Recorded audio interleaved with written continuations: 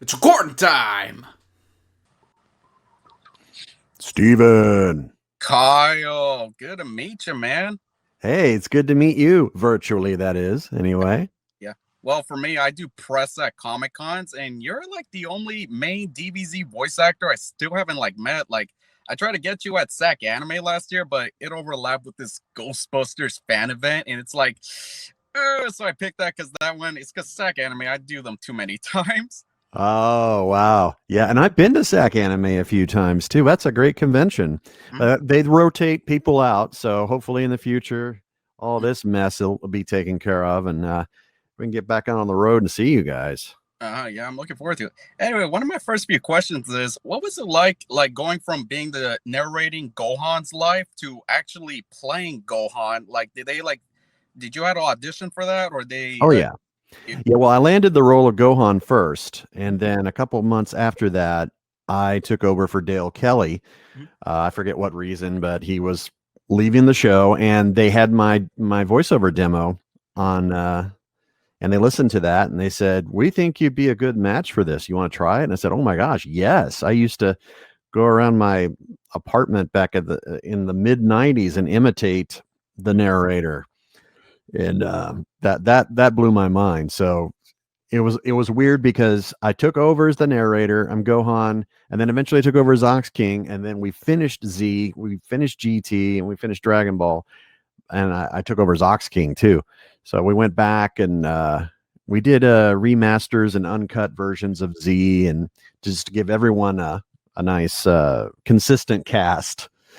So yeah, that was wild. That would have been cooler if I started as the narrator, but it didn't work out that way. Life doesn't go the way you expected. Anyway, with so many voices you do, what's the hardest one to maintain during a session? The hardest one to maintain could be any that have to scream for long periods of time. Like when I do Ryu and Street Fighter, we'll record all the dialogue stuff first, and then comes the screaming, which I have to take a couple spoonfuls of Chinese cough syrup.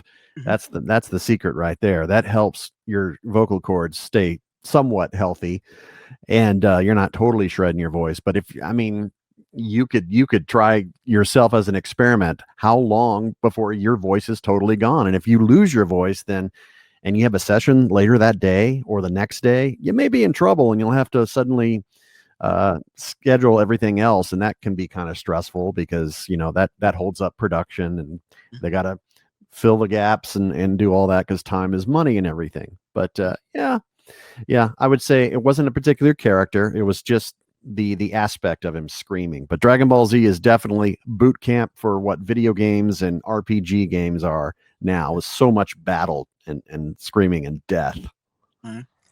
Anyway, Kyle, congrats to your new role as Factum in My Hero Academia. Before you got that role, were you did you audition for any other character before him? I didn't. Fat Gum was the first one I read for. And I had reached out to the director, Colleen Klinkenbeard, and I said, I'd love to be a part of this show. If there's anything in the future for me to read for. Fast forward, golly, a few years into the show, and then Fat Gum's coming. It's like, I have someone that would, I think you'd be good for.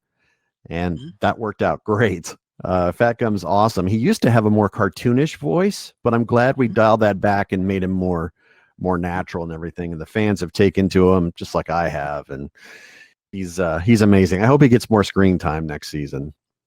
Yeah. Well, for me, I'm kind of an aspiring voice actor. Yeah, I've been told I could do it, but got to learn acting first. As soon as I could go, I'm more of a in-person kind of to take classes, not through Zoom or anything. And for some reason, I've been reciting some of Fat Gum's lines as for practice for me. Especially I know one of the differences between doing anime is you got to four beeps and then go at the line and time it right.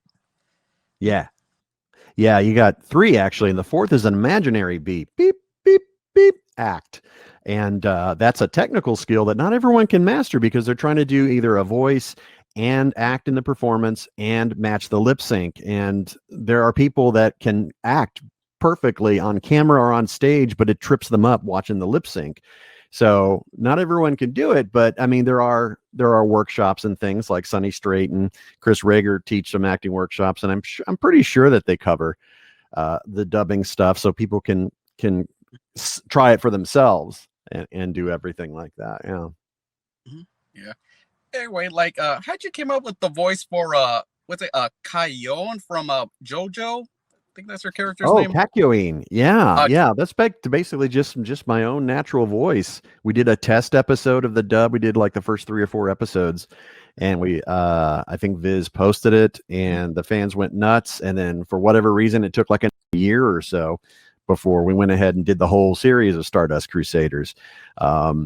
So I mean, that was nice because I read for him in just kind of my own natural range where my voice sits, and that turned out to be the one they liked. Yeah. I mean, that's like, I guess, like sometimes when they want a natural voice that works, or sometimes, hey, come up with a funny voice but get out the act. About your characters, which one do you like identify with the most, like relate to? Yeah, I definitely relate to Gohan because if he's a fully fleshed out character, he is a great dad, he's a great husband, he's very smart, and he trains hard. He's just innately good, and he's a total dork. He's a nerd, and I love that he has those different facets to him. And I can definitely relate to working hard, trying to achieve your dreams, and all that. I definitely don't have the muscles to prove anything, but I definitely can relate to the dorky aspect for sure. I admit, for Kid Gohan, I did relate it because when Goku first died, I admit, like, that's around the time my dad like divorced my mom, and of course, how Piccolo's like the stepdad, and of course, I've had stepfathers, and it's like, oh man, it's like, you're not my dad. Yeah, I got it. Well, hey, we got the countdown signal, but thanks so much for spending time with me today. Yeah, thank you, Kyle. Hoping to bump into you in a future event because I got some pops for you to sign. Oh yeah, I'll be ready, man. I'll be ready. Hopefully, let's stay safe out there. Wear the mask and everything. I do. I'm just in my car because I was gonna do this in my own room, but it's like I'm doing errands and I don't have time to get to my house. Okay. All right. Well, you take care, man. We'll see you hopefully in the future. Yeah, thank you, Kyle.